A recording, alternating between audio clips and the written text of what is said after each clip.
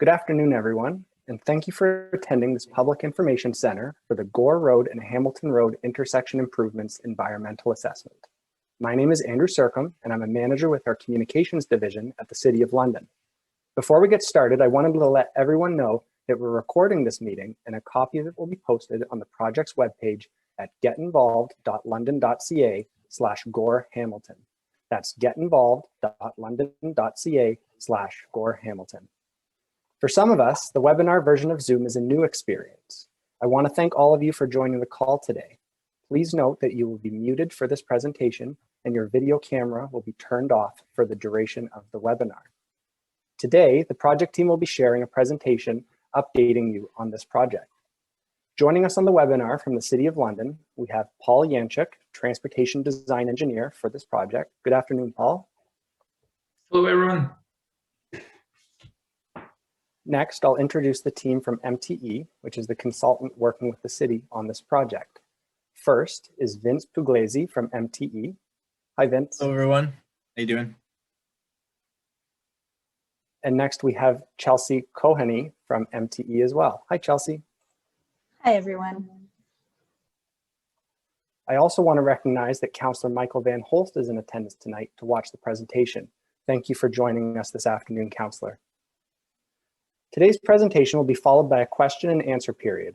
To ask your question, we ask that you please use the Q&A feature on Zoom. This icon is located at the bottom of your screen and is marked with the word Q&A. If you have a question, feel free to type it in at any point during the webinar, and we will answer questions at the end of the presentation. To ensure that we don't miss anyone's questions, we have disabled the chat function for the webinar, so please use the Q&A button. If you are joining us on the phone listening to this webinar and have a question, you can still ask your question through the project webpage at getinvolved.london.ca/Gore-Hamilton. Or you can contact the project team directly by email or phone call, and we'll respond to you as soon as we can. Contact information will be shared on the screen later in the presentation and is available on the project's webpage.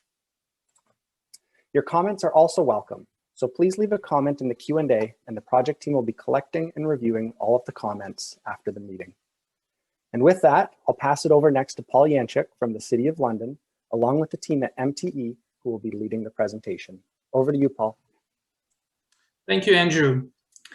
And welcome again to the PSC for the Gore Road and Hamilton Road Intersection Improvement Study. I'm the city's project manager and one of the prime contacts for this project. So with significant development and population growth on the east and south ends of the city, as well as outside of the city, the intersection of Gore Road and Hamilton Road became significantly busier. As part of the improvements, we'll be looking to change the geometric configuration of the intersection to address the safety concerns and provide pedestrian and cycling facilities in the area that are well needed. Under the Ontario Environmental Assessment Act, municipalities are required to conduct EA studies as part of the planning process for municipal projects, including intersection improvements. At the end of 2020, the city initiated environmental assessment and procured MTE consultants to conduct the study. During the presentation, you will hear more details on the EA process and what exactly it entails. But one of the key principles of a successful environmental assessment is the consultation with local community members and other affected parties. So therefore, this evening, we would like to present to you a detailed overview of the area and our findings so far, alternative solutions and preliminary preferred alternative, next steps for these projects, and ultimately we would like to receive feedback from everyone. And as Andrew mentioned, the project team will also answer your questions at the end of the presentation. And now I'll hand it over to MTE to continue with the presentation. Go ahead, Vince. Great, thank you, Paul. Appreciate it. My name is Vincenzo Pugliese. I'm a project manager with MTE Consultants. I'm really thrilled to be part of this project team and working on this project with the City of London. MTE's done quite a number of these environmental assessments similar to this one, some smaller, some bigger.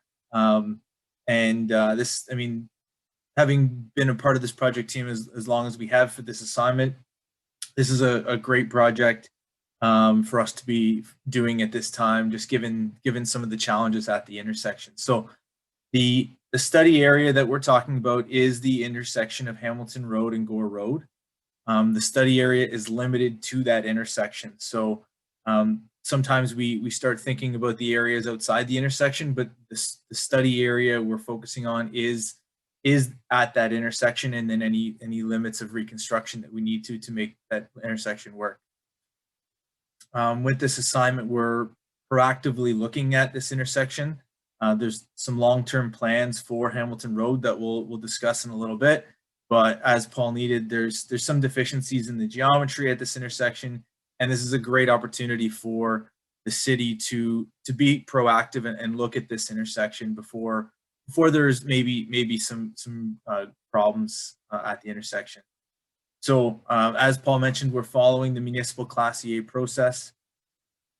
This project is considered a Schedule B, and what that requires is for us to develop a problem opportunity statement, and then evaluate or present some alternatives, evaluate them, select a preferred alternative, and then continue our design with that, and then implement that design as we go forward. So right now we're at the evaluation stage of the EA process. So what is the problem? Paul alluded to it a bit earlier. There's increased traffic at the intersection of Hamilton and Gore, which is leading to a greater number of incidents and some delays at the intersection.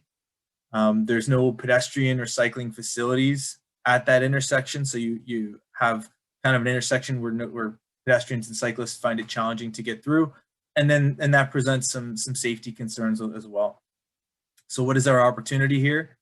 Our opportunity is to proactively redesign and construct the intersection, as well as provide infrastructure to support growth within the area of London. And this is an opportunity for us to plan for the future of that intersection today. So some of the existing conditions, if you're familiar with the area, and I assume that some of you are, as you're attending this public information center, that intersection has a really challenging angle.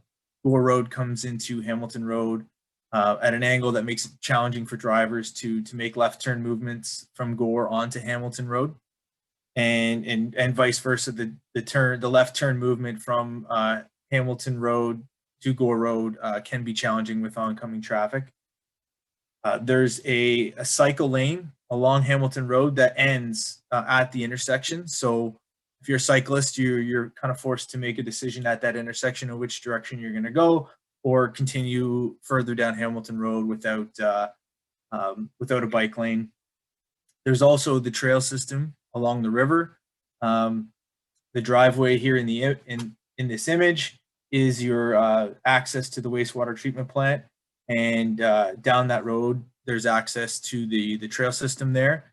And the intent is through this project is to create that connectivity down to that trail system as well. So that's something that we're going to consider too. One major consideration for this assignment, and it shouldn't be understated, is the hydro corridor that runs through the project area. So you can see the hydro transmission lines in the image there, but there's also the minor transmission lines for Hydro 1 as well. And this is a significant item that we need to address as part of this EA and as part of the preliminary design. So as I briefly mentioned, the city does have some plans for Hamilton Road in the future. The Transportation Master Plan does indicate that Hamilton Road is intended to be potentially widened in the future. That would have to undergo a similar EA process, but that is planned for some time out in the future. And in our project area, the intent is to bump that forward. The city has identified this intersection as something that is an intersection that can't wait for that future planning, and it should be addressed in the short term as opposed to the long term. So that's how we got where we are now. So just not desirable to wait for that long-term process for this particular intersection. But we are considering the future transportation master plan and that widening as we evaluate the designs. Similarly, the cycling master plan indicates improvements along Hamilton Road, Gore Road. There is a current bike lane along Hamilton Road, but it terminates at Gore. The future cycling master plan shows bike lanes along Gore Road as well. So as part of that cycling plan, we will have to accommodate that in the designs that we present. There's a proposed paved shoulder along Hamilton Road east of the intersection. And the trail system, which is just south of the study area here along the driveway, is something that we're going to ensure that all of the alternatives that we have connectivity for cyclists down to that trail system. We have a traffic study that's still underway, but we do have some preliminary results from that. And we are seeing the increase in traffic. But the main takeaways for people are that there's a left turn movement needed heading eastbound from Hamilton Road onto Gore Road. So the traffic plan is calling for a dedicated left turn lane there, which would require some realignment of that intersection. So in a moment, we're going to present the design alternatives, but what we need to do is evaluate or come up with a set of criteria for evaluating all the alternatives that we're going to present. So the categories on the left are what we've selected as criteria that we should be looking at. So from traffic capacity and operations, does the alternative meet the traffic capacity needs for the intersection in the short term and in the long term? We're going to look at safety. It's critically important. How safe is the alternative as it relates to drivers, pedestrians, and cyclists? We'll look at social, natural environment. So this includes how the alternative protects the existing vegetation, how it affects wildlife in the area, and how does the alternative address climate change? With the Class EA process, it's imperative that we look at how the alternatives are going to address climate change in the future. We'll evaluate the criteria based on the impact of utility relocation. It's significant enough on this assignment that we're treating it as its own category. So the Hydro One corridor has quite a bit of real estate in that area, and so each option is going to have some impact to that, and what that impact is cost and time. So cost to relocate utilities and the time associated with the coordination and the relocation if it's required based on the alternatives. And then of course, we'll look at costs as well. So what are the property costs associated with it and the capital investment costs to reconstruct each option. So what are the alternatives? The alternatives are to do nothing. Do nothing is one that we evaluate as part of the Municipal Class EA process. We need to look at the do nothing approach. We're going to look at a roundabout, and then we're going to look at two signalized intersections. So rather than discuss those, I'll bring up the images and then we can go over it there. So alternative one, do nothing. That's basically, we determined that the best approach is to do nothing, to drop the project, and we abandon it right now and don't proceed any further. So we'll evaluate that. When we evaluate that, basically it does not meet any of the current or future capacity requirements, does not improve the safety at the intersection, has no real impact on climate change or the environment, doesn't have any utility relocation costs, and the costs are minimized. And I guess before I go any further, this evaluation criteria that we're using today, you can see the legend on the screen there. Essentially, for each criteria, we're assigning whether we deem it's going to be poor, fair, or good, or somewhere in the middle, and we've assigned an empty circle ranging to a full circle to kind of give some visual cue as to how we see it meeting that criteria.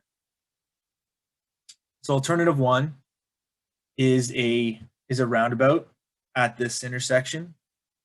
The roundabout at this intersection that we're showing here is a 2-lane roundabout. We're showing a 2-lane roundabout because the future plans for Hamilton Road are for a 4-lane cross section. So we need to evaluate it as part of those future conditions.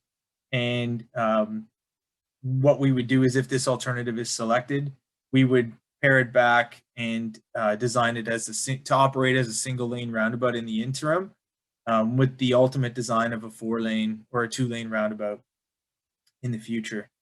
What you'll also see in that image is that there would be a little side street created in the existing Gore Road alignment, and what that does there is service or allow for those driveways along Gore Road to still have access. Without that road, those driveways wouldn't have access to the roundabout. So that little side street there provides all those residents access in and out. There's also going to be a intersection created at the west limit where the access to the treatment plant is. That access there would line up with this new road and would be a stop controlled intersection.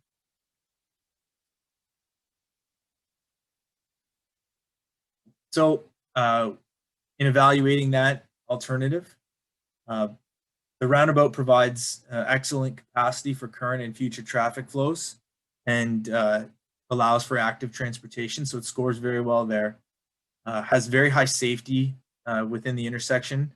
A roundabout provides traffic calming, which is part of safety as well. And when it's operating as a 1-lane roundabout, has a really high level of safety for drivers and pedestrians. From a social and natural environment perspective, that's got a fairly minimal impact to the environment. It does require some revisions to the driveways and entrances. However, where this alternative does run into some problems is with utility relocation. So it does require quite a significant amount of hydro relocation, and we see this as a very high risk of potential delays and costs associated with that relocation. So in terms of capital costs for the roundabout option, the overall capital cost between the roundabout and the signalized option that I'll present in a moment are pretty similar. And there's some land acquisition costs there which haven't been completely defined, but they're also deemed to be fairly similar between the two options. What you'll see there is some property impact in all of these options. We've not fully flushed out all the details with the property acquisition. And those would be confirmed going forward as to how much of that's required. Alternative 2 is a signalized intersection, and if you live in the area, you might see that this looks a little different than what you're used to. So this would be quite a drastic change to the alignment that's there now.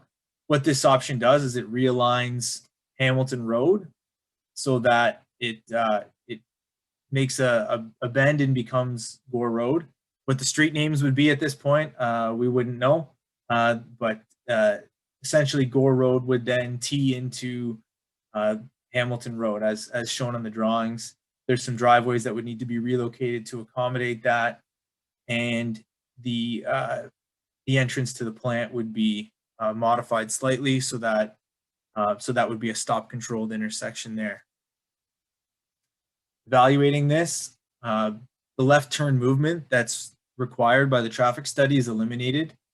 So from a traffic perspective, the intersection would operate pretty well.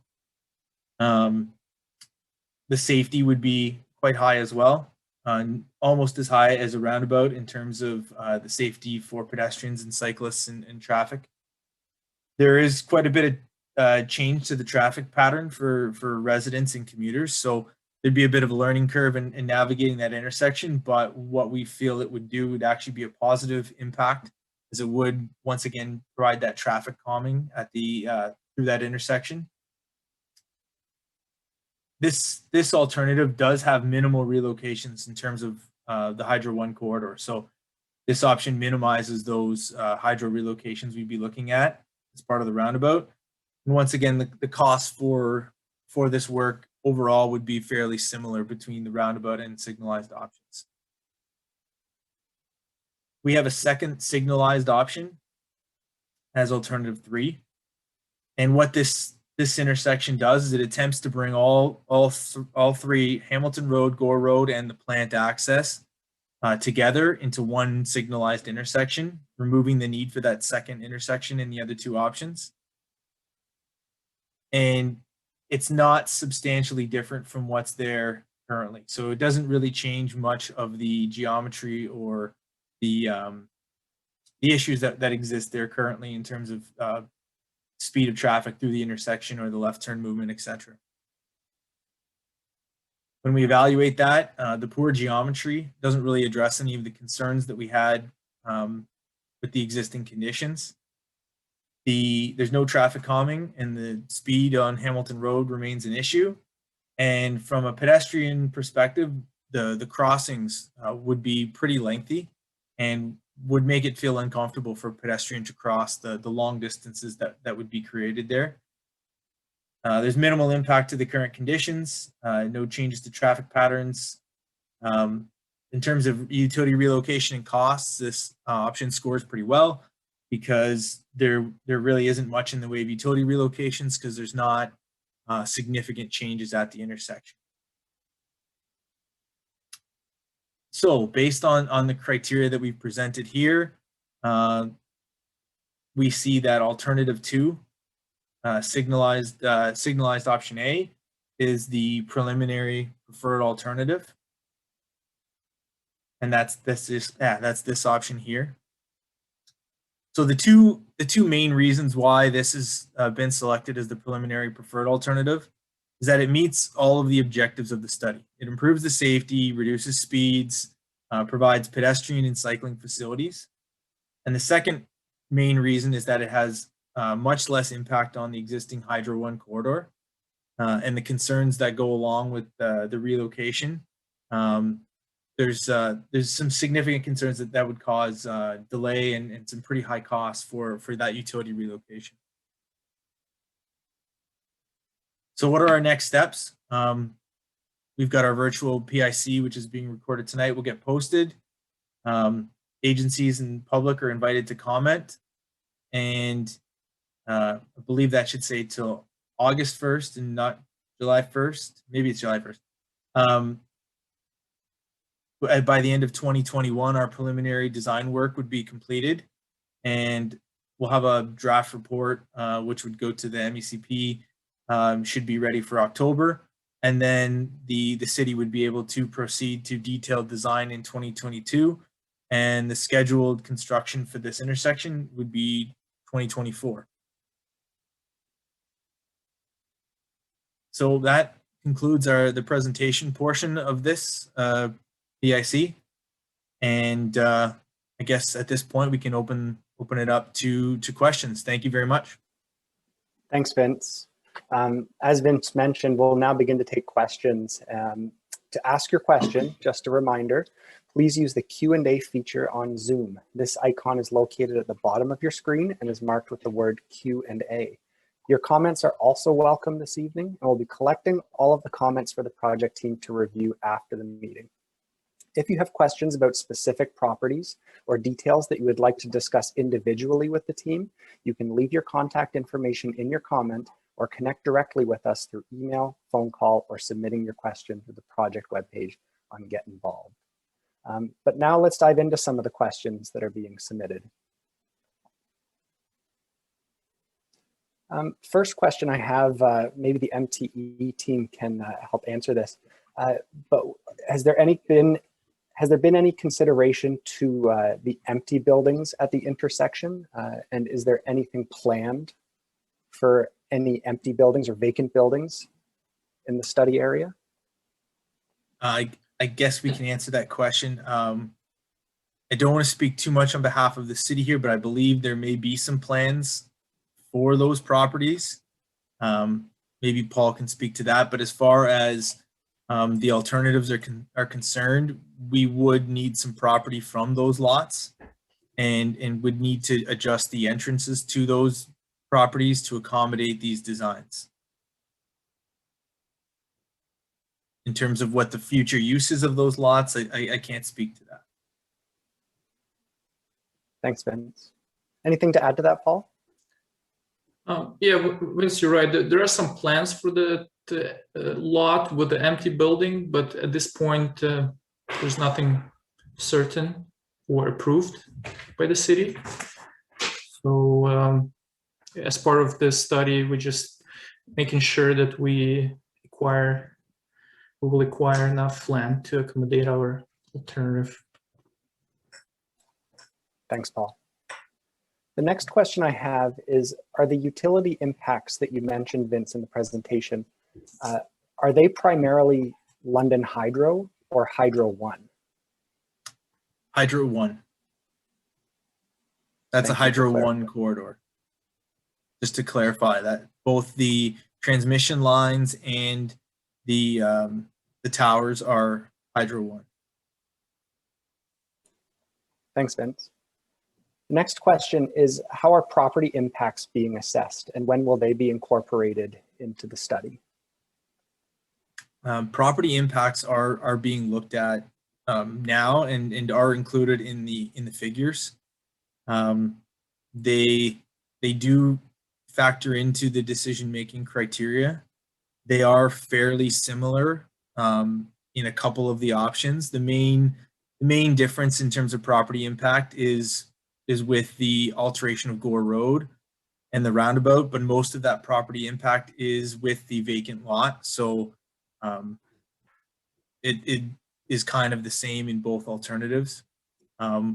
What we have shown is what the future widening would look like. So we are considering the future 4-lane widening, even though that's part of a future EA and a future study with the city. We have included it in our drawings now just to see what the impact would be with that and how our preferred alternative would factor in using that future widening. Thanks, Vince. The next question I have is, let's see, how will the alternatives address potential cut-through traffic in the area? And how will the different alternatives address any concerns around speeding? In terms of cut-through traffic, I'll answer the speeding part first. So one of the things that we wanted to address was the speeding.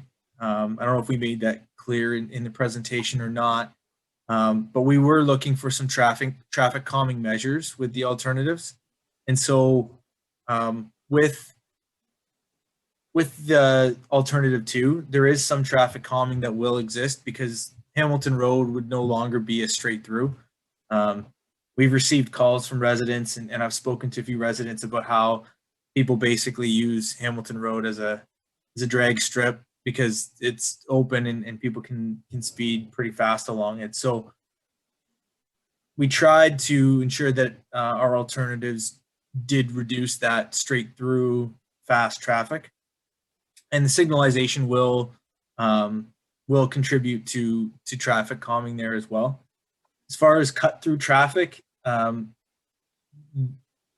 use of the intersection is still going to be pretty good. Like it'll probably operate more smoothly than it does today. So if people are cutting through, I'm not sure where people are cutting through from, but it will be a desirable intersection to navigate through. And so more people, it will be used, but it should be safer given the improvements we're looking at. Would we be able to go back to the evaluation slide? A few requests in the Q&A just to have it up for a moment. Sure. So that attendees can have a closer look. I'm wondering next, Vince, could you speak a little bit about how accessibility will be taken into consideration in the alternatives? And does this preferred alternative take into consideration the senior center along Hamilton Road? So for accessibility, introducing the signalized intersection. The signalized intersection would have all of the most current and applicable AODA features associated with it. So as we got into that design, I mean, we're still very preliminary in terms of our design specifics at the intersection, but it would have tactile plates and all of the necessary features for crossing at the intersection safely. So that would be included in that design at the intersection. It would be updated with all, like I said, all the current AODA standards. All three of the options would have that, so they would all share that same characteristic. And could you remind me what the other part of that question was, Andrew? Yeah, Vince. It was a question and comment about the senior center along Hamilton Road. How might that be taken into consideration as part of the alternatives? Mm-hmm. So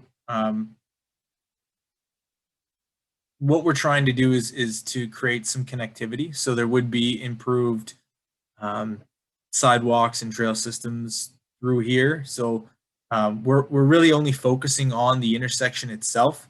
So all we can do is make that intersection safer for pedestrians to cross and more accessible within the intersection. And as I said, we're not looking at the whole corridor or how seniors will get from where they are in that facility to the intersection as part of this study. But when they're at the intersection, they will be able to navigate it safely. Thanks, Vince. The next question I have is about a connection nearby to Strathcona. As part of this study, could a connection for vehicle traffic be made between Strathcona and Hamilton Road?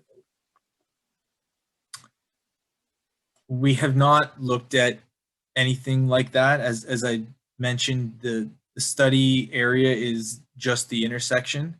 And we've done traffic analysis of the intersection based on the existing conditions, and so I guess if there was some direction from the city that they wanted to go and look at some other connections, the traffic study could be modified, I guess, to see how it would impact the intersection. But this particular study is not looking at the greater functionality of that corridor, just how to make this intersection operate better and safer. Thanks, Vince. The next question I have is about the roundabout alternative. Maybe we could go to that slide. The question that I have is, how flexible is the roundabout design? And are there any other considerations that could be made to adjust the roundabout or improve the design of the roundabout? Maybe what are some of the restrictions as well that we could speak about? Okay, so the roundabout is a fairly flexible design in this case.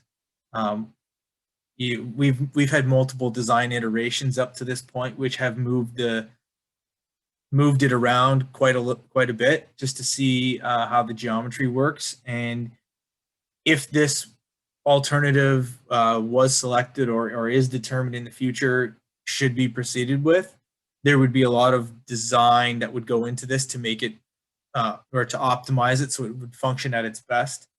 The limitation to it is simply the hydro conflict. So you can see all the dots and the yellow circles there, which are the hydro poles that are in conflict. So there's not, no matter how we tweak this alignment of the roundabout, we're still directly underneath the hydro corridor, and we're still going to have impact to that alignment, and would have to work pretty extensively with Hydro One to figure out how they're going to realign that hydro corridor around or through or over the roundabout. So there's some more complications with the roundabout from that perspective.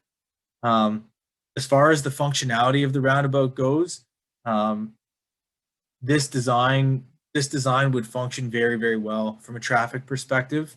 It's probably the more superior option in terms of moving traffic safely at all times of the day, and it's designed to move trucks through that intersection and the one key feature that we had here is that we would be designing this so that it could be built to the ultimate conditions and the short-term conditions all at once. So if it were 15 years from now that the roundabout needed to go from 1 lane to 2, it could be pretty quickly done, maybe in a few days of reconstruction, just removing some extra curbs and making that modification. So if alternative one, if the roundabout does go forward, there are definitely some tweaks that would be possible to optimize the roundabout. What are some of the cycling and pedestrian benefits or impacts to the roundabout option? So from a pedestrian perspective, there's some perception that that a roundabout is not safe for pedestrians, and that is statistically just not true. All the studies have shown that pedestrians are hit less and are safer crossing at a roundabout than at a signalized intersection.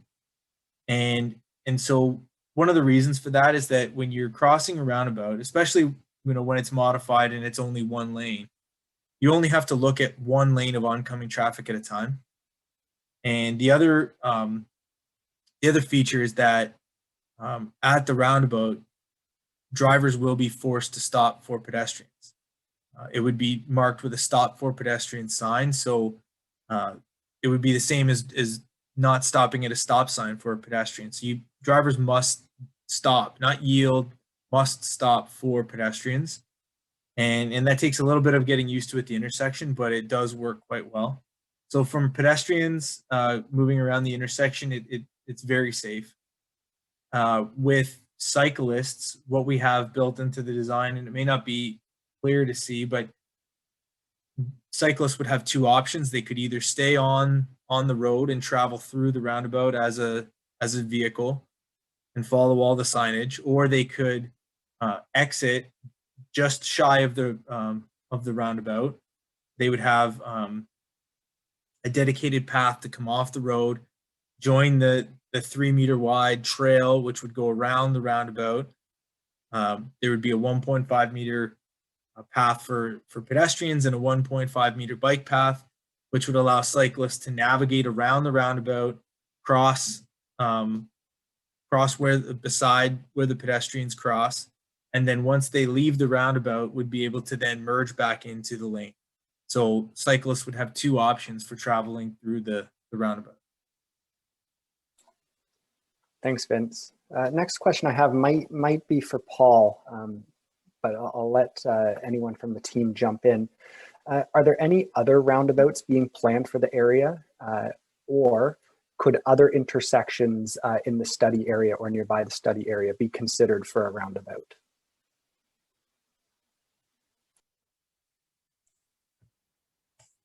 As of now, we don't have any plans for a roundabout in the area, but to talk more about the questions that were asked about the cut-through traffic, right? My impression was that people are concerned that traffic is going through the subdivision instead of taking Highbury and Hamilton. So the intersection of Highbury and Hamilton is in plans for reconstruction.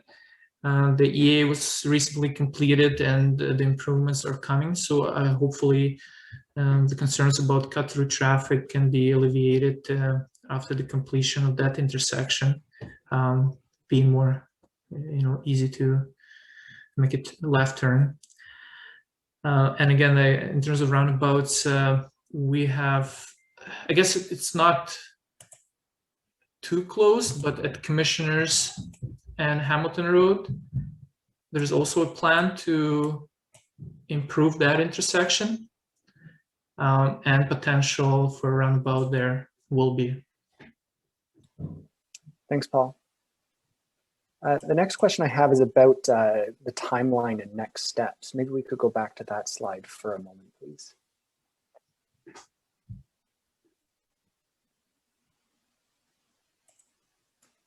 So as the study progresses, what additional information will inform the decision about the alternatives and the preferred alternative? Is there any additional pieces of the study that we want to highlight?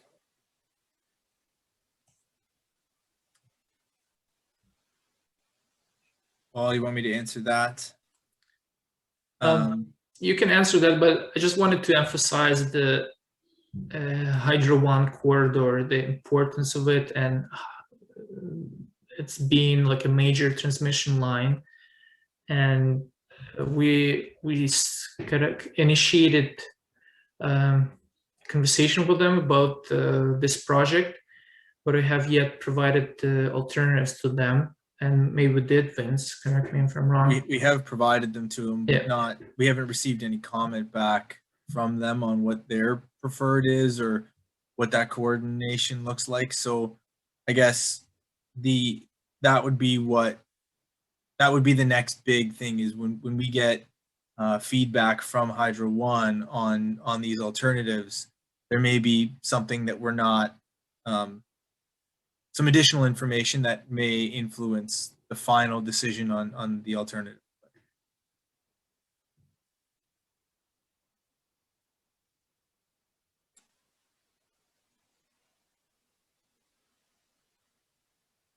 Thanks, Vince.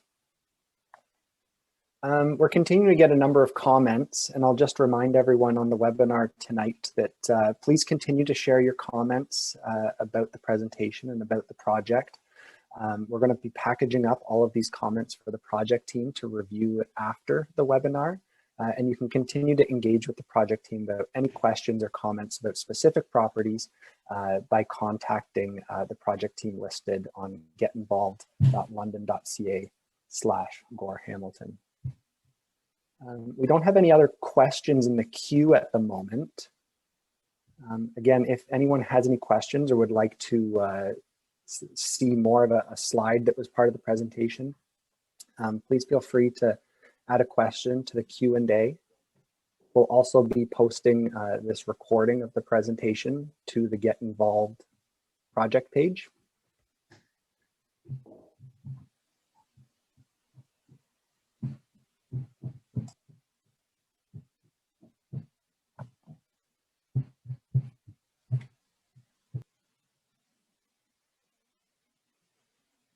I do have another question from somebody on the webinar, Vince, and maybe Paul as well.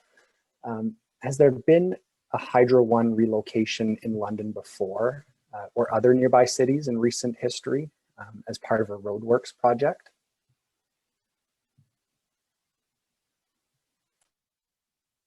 We're dealing with Hydro One on another project between Guelph and Cambridge, and any relocation of the transmission line would be costly enough that would make this project not feasible. The other transmission line that's there, you know, I don't want to put out a number, but it's pretty significant in terms of relocating that. You can't just relocate one pole or two poles. In a lot of cases, you'd have to realign the entire length from one side of the intersection all the way through to the other to make it work. To move one hydro pole, a lot of times you got to go back and move the three before it so that you can do it. So it becomes pretty substantial pretty quickly. Thanks, Vince.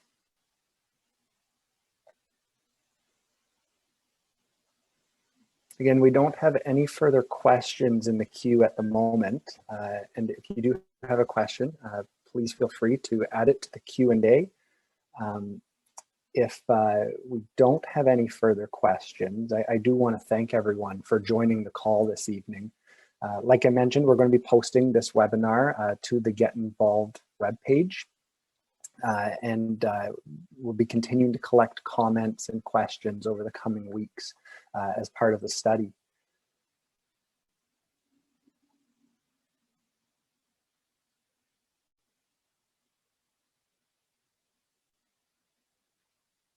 If there's no further questions at the moment this evening, I do want to thank everyone for joining the call this evening. I want to thank Councillor Michael Van Holst for joining as an attendee as well this evening on the webinar. And please enjoy the rest of your evening. Thank you for joining us. We're going to be on the webinar until 7 p.m. this evening, just in case anyone drops in for the PIC. But I do want to thank everyone for taking time to engage with this project and encourage you to continue to engage with this project. Thank you.